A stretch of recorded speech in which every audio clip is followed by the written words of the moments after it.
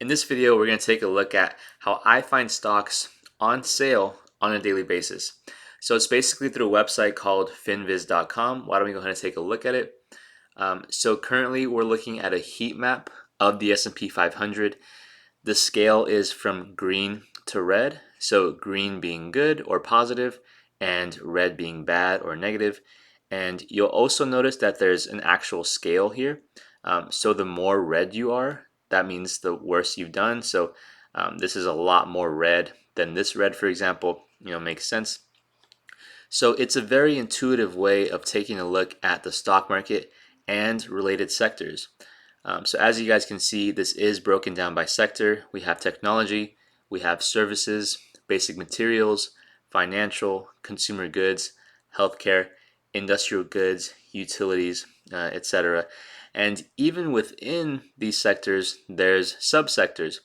So within technology, there's internet information providers. There's also business software and services, and you guys can take a look at the rest of them. I will definitely put this in the description down below so you guys can take a look at this map. And so yeah, at a glance, you'll notice that it becomes very easy to scalp out deals in the stock market.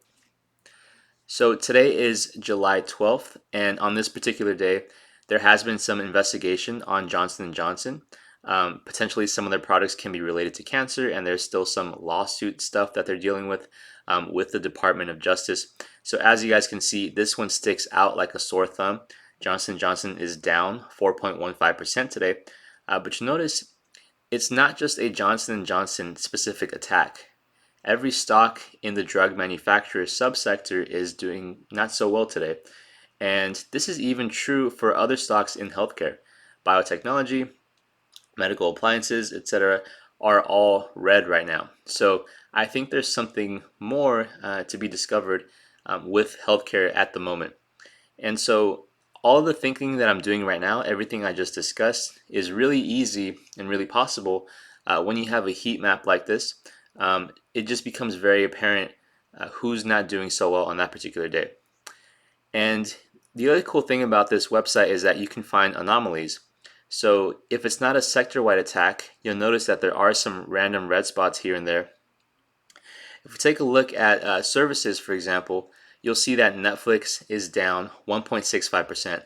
Personally, I like Netflix stock, and I actually bought some today. If it wasn't for this tool, I wouldn't have noticed that Netflix is actually down right now. So it's a nice way to keep up with stocks without actually having to follow each stock extremely closely. The other thing I want to show you guys is this additional view, which is a screener that I have. So basically, you can filter out from a lot of different stocks actually. So I'll go ahead and talk about some of the filters that I have. So this particular view is stocks within the S&P 500. It's stocks that are over $10 billion in market cap, and it's only stocks in the United States of America. The last thing is that this view is sorted by the worst performing stocks on this particular day. So we literally get to see which stocks have performed the worst. And once again, you'll notice that healthcare kind of led the way today in terms of bad performing stocks. 9 out of the top 10 worst performing stocks are all healthcare, with Illumina actually leading the way with 16.12%. This is something that you would not have picked up using this heat map because there's not as many stocks on this heat map as there is on a screener. And it makes sense, there's only so much that you can fit on a map, for example. So, like I said, I did end up buying some Netflix stock. This one is number 11, but I would not have noticed this if I didn't sort by descending. And these filters are actually really cool. You can adjust them as you want. So you can take a look at different exchanges. You can take a look at different indices. You can have IPO date filters, sector filters, the industry that they're in, how much short percentage they have. So it's a very extensive way of taking a look at the stock market, and you guys can apply whatever you find relevant and useful for your analysis. So that's going to be it for this video. Hope you guys found some use out of it.